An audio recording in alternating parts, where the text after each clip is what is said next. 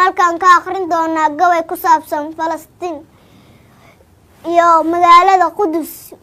dhibaatada ka dhacayso.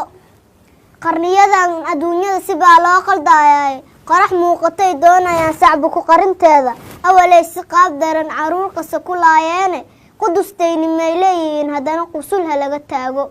qarniyadii saxaabadii yuhuud qaqamay qabine qaybar bay xasuustaan sidii qoomka loo galay. Khalid bin Walid baa qurtood qaaqa siin jiray qisadoodu waa caan nimanka Qudus dhacayaane. waa qoom rusushii dhibay dhammaan qarniyadii hore qalad bay ku laayeen nebiyo qaadir soo diray quraanka loo xusay inay qaladka u dhasheen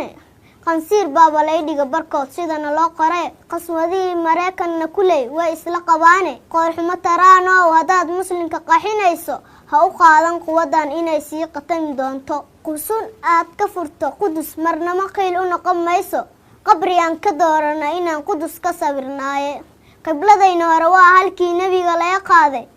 muslinow iskacma qabso kufaar way suqaashaday qowmiyad u kala go'a ka taga kulay waad ku qaldamteen qaadir baa quwad idin siine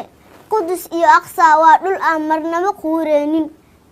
Falastiin naqas uma laho muslimna ma qaybsamee Qudus aan u heelino hadduu qalbi saxnu yaalo